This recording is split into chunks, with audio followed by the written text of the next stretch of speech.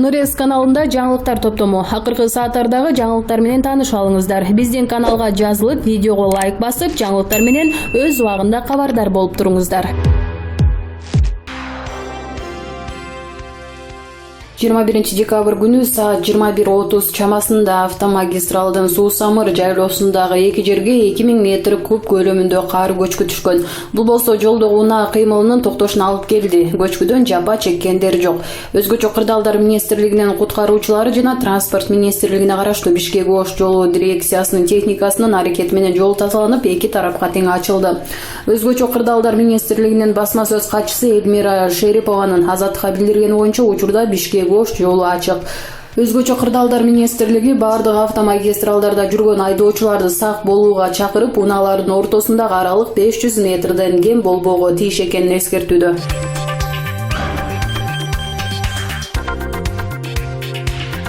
Ички иштер министринин мурдагы орун басары Курсан Асановдун баш коргоо чарасы 2 айга узартылды. 1 май райондук сотунун маалымат кызматынан сот Асановду 2020 жылдын 23 февралына чейин үй камагында калтыруу чечимин чыгарганын билдирди.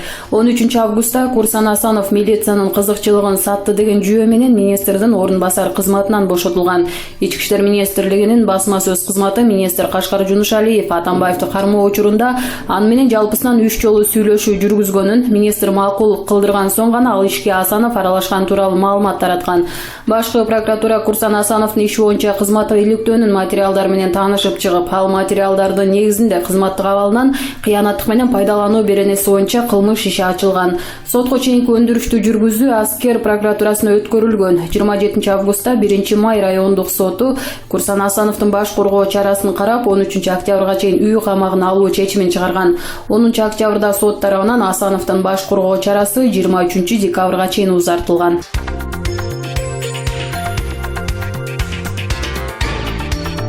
Кыз менен жигитти эки киши сабап жаткан видео Бишкекте тартылган эмес. Бул тууралуу Бишкек милициясынын маалымат кызматынан билдиришти. Бул Бишкекте болгон жок, шаар аймагында мындай факты катталган жок дешти милициядан. Эске салсак, Telegram каналдардын бирине эки киши алгач жигитти, андан кийин аларды токтотууга аракет кылган кызды сабап жаткан видео тараган. Социалдык тармактардын колдонуучулары окуя Бишкекте болгон деп божомолдоп жатышкан.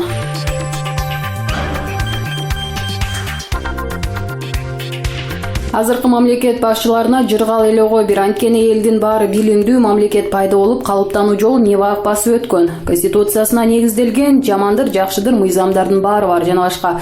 Анан эмне эле кээ бир мамлекеттердин башчылары ошол мамлекеттин башкара албай көлшал болуп жатат. Маселен, Кыргызстанды алалы. Аянты 199 000 чарчы километр, калкы миллиондон бир аз ашык кенедей мамлекеттердин тизмесинде.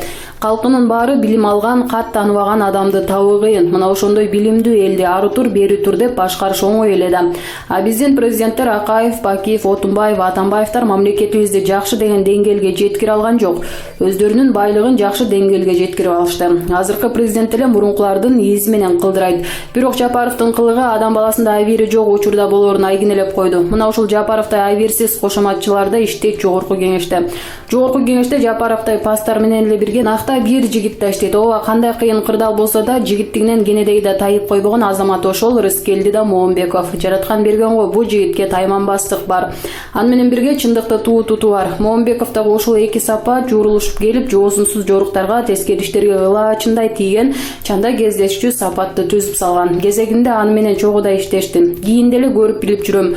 Бул жигитте жеке башын коргоп, ойт берип кетмей жок. Кара баскан ишти көрөр менен ошол жерге актыкты орнотуу үчүн чабуулга өтөт, кара башын сайып салат. Бирөөлөргө жардам берүү үчүн түйшүктүү проблеманы өзүнө чакырып турат. Мен эмне ишим бар деп жаны сактап басып кетүү бул жигиттин сезиминде жок. Анан өз башына баленин баарын үйүп туруп жеңишке жетип барат. Анын жогорку кеңеште ишин элдин баары көрүп, ага ыраазы болуп жатпайбы? Анасын накта урпагы тура деп сыймык менен айтып жатпайбы? Ал Атамбаев менен бир болду, бирок ал Атамбаевди караандай эле коргоодон алыс болду. Анын туура эмес аракеттерин колдогон жок. Атамбаевдин туура эмес иштерин таамай эле айтып турбадыбы? Расында азыр Рыскелдиге оңой эмес. Жээнбековдун кошоматчылары аны кандай да болбосун аны кандай да болбосун каралап, бир нерсени илип, чөгөлөтүп коюуну көздөп турат. Балким каматып коюуну ойлоп жаткандыр. Ошолор билип койсо болот эле, кабыландай деми бар Рыскелди Момунбеков тигилер эмне кылышпасын тизелеп бербейт. Ал өткөн бийликти да, азыркы бийликти да караандай эле колдобойт. Ал тазалыкты туу тутат, кай жер таза болсо Момунбеков ошол жерге жан дилинен кызмат кылат. Силер азыркы бийликтин кошоматчылары Момунбековду сындырабыз деген аракетиңерди кылбай койсоңор өзүңөргө эле жакшы. Жогорку кеңеште кыргызына кыран болуп турган Рыскелди Момунбековдой жигиттерден 3-4 болгондо, Жогорку кеңеште кыргызына кыран болуп турган Рыскелди Момунбековдой жигиттерден 3-4 болгондо, Жогорку кеңеш бийликтин бир бутагы катары, накта бутагы катары таанылып жашап турмак. Айла жок эмеспи? Рыскелди Момунбековдун болуп калганына да тоо дейли. Аны жараткан да коргойт, аны эли да коргойт. Баратбай Аракеев, Булак ачык саясат.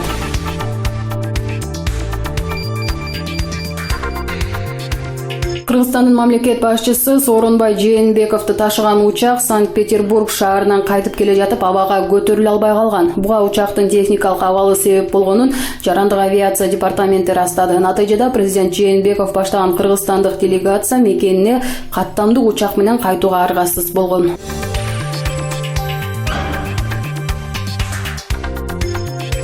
21 декабрда Бишкектеги 1 май райондук сотко Сыргак Кенжебаев алынып келип, анын бөгөт чарасы каралып, ал 2020 жылдын 20 февралына чейин камакта калды.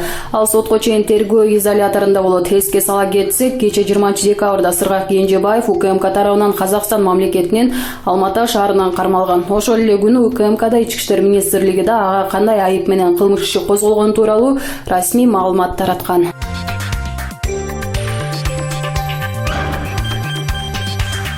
Алмазбек Атамбаевдин мурдагы күзөт башчысы УКМКнын 9-бөлүмүнүн кызматкери Канат Сагынбаевдин жактоочулары аркылуу жиберген ачык билдирүүсүн КСДПнын басма сөз кызматы жарыялады.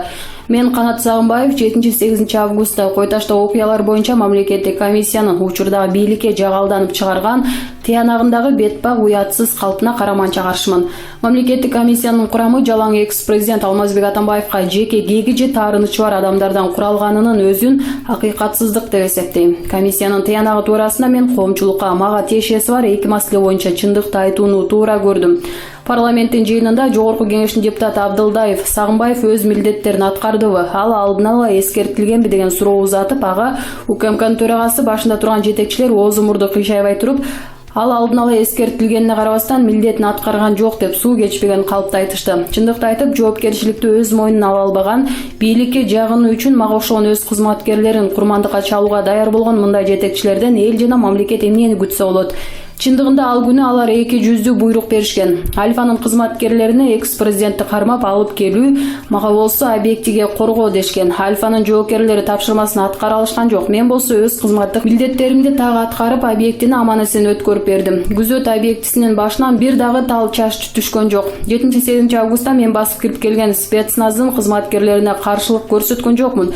Болгону экс-президенттин коопсуздугун камсыздап жаттым. Бул окуялардан кийин көптөгөн кызматкерлер сыйлык алышты. Мен болсо түрмөгө отуруп калдым. Эгерде бул адамдар сыйлыктарын мам комиссиянын жыйынтыктарынан кийин алышса да мейли дейт элем. Бийлик бул коркунучтуу оюнга атайын барганы шексиз болуп баратат. Экс-президенттин үйүнө чабуул жасалат деп мени эч ким алдын ала эскерткен эмес. Ооба, мындай болорун деле ойлогом, бирок ноябрда Конституциялык палатанын чечиминен кийин гана болсо керек деген эле. Мен өз жоопкерчилигимди ар дайым сезчүмүн. Андыктан ал окуяларга аз убакыт калганда мен өзүм 9-бөлүмдүн жетекчиси Шабданбековго кайрылып, экс-президентке карата күч менен кармоо аракети колдонула турган болсо, менин милдеттерим менен жоопкерчиликтерим кандай болору туурасында сурагам. Ал мага сен жөн эле четке чыгып кетесиң го акырын деп жооп берген. А эгерде эскертүүсүз, күтүүсүз келип калышсачы, мен аларды кантип тааныйм деген суроомо ал, эми өзүң көрөсүң да аны деп койгон. Мен кайра мейли мен четке чыгып кетейин. Бирок эгерде экс-президент Алмазбек Атамбаев менен бир нерсе болсочу, ким буга жооп берет? Анын коопсуздугу үчүн биринчи кезекте мен жооптумун го. Эгерде бул сиздин буйругуңуз болсо, анда аны жазуу түрүндө каттап Алмазбек Атамбаевдин коопсуздугу үчүн жеке өзүңүз жооп берериңизди так жазып бериңиз дедим. Шабданбеков буга макул болгон жок, язды жоопкерчиликти өзүнө алгысы келбей койду. Ал мага Канат, сен азыр кете бер. Мен жогору жак менен такташып сага өзүм кабарлайм деп койду. Бул сүйлөшүүдөн кийин ал менен байланышкан жок жана эч нерсе кабарлаган да жок. Күзөт объектисин коштоп жүрүү 9-бөлүмдүн түздөн-түз милдеттеринин бири. Демек мен экс-президент Алмазбек Атамбаев кайда барбасын, ага ким келбесин жанында болушум керек болчу. Жетекчилердин шалаакылыгынан алардын кандай жол менен болбосун жоопкерчиликтен кутулуп кетүү аракетинен улам мага окшогон офицерлер соккуга калып, курмандыкка чалынышууда. Алар болсо суудан кургак чыгып кетишүүдө. Бул мени өтө кайгыртат. Мени камакка алышты, бирок сындыра алышкан жок. Башка менден да чечкиндүү офицерлерди сындырып коюшту. Офицер катары жетекчиликтин иш-аракеттерин мен дал ушундай баалайм. УКМКда өз ишинин мыкты чеберлери болгон адистер абдан көп экенин белгилегим келет. Ал жерде билим деңгээли төмөн, кесипкөйсүз кызматкерлер гана отурат деген түшүнүк туура эмес. Кой таштоо окуялар боюнча дагы кайталап кетем. Спецназ Алмазбек Атамбаевди эч кандай жоготуу жана кесепеттерсиз эле кармоого болгон мүмкүнчүлүктөрүнө ээ эле. Бул үчүн мисалга экс-президент менен учурашууга келген адамдардын тобуна байкатпай 15-20 чакырым кызматкерлерди 15-20 ыкчам кызматкерлерди кошуп жиберип, акырын эле аны кармап алышса болмок. Бул жерде башка суроо туулат. Эмнеге спецназды жиберүүдөн мурда байланыш менен интернетти өчүрүп салышпай, эл чогулуп жоокерлерди сабай башташканда анан муну кылышты.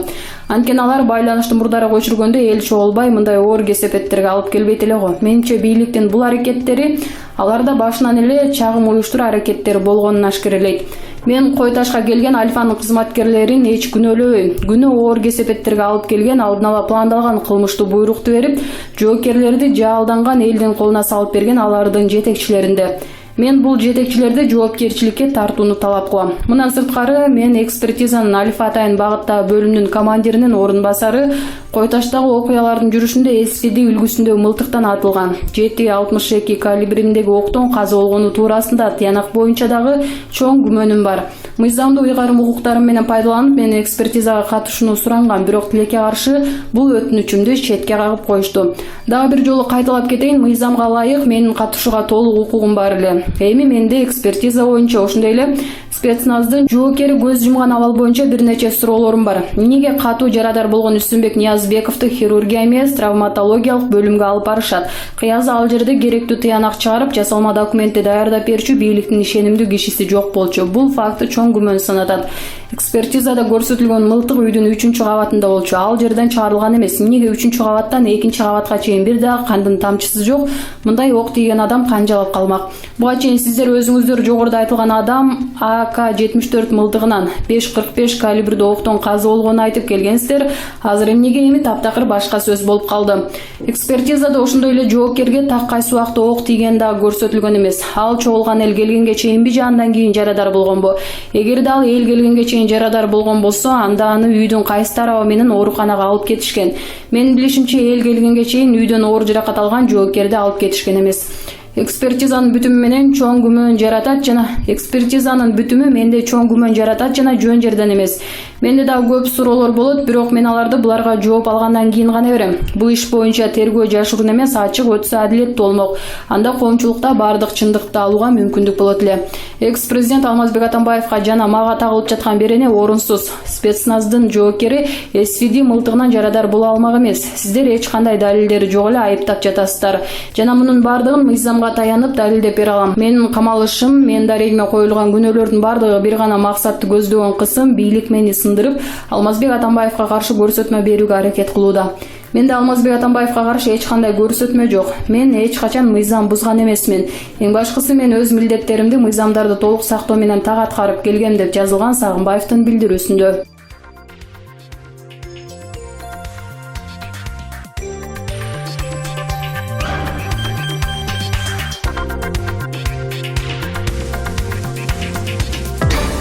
Нурес каналында жаңылыктар топтому. Акыркы сааттардагы жаңылыктар менен таанышып алыңыздар. Биздин каналга жазылып, видеого лайк басып, жаңылыктар менен өз убагында кабардар болуп туруңуздар.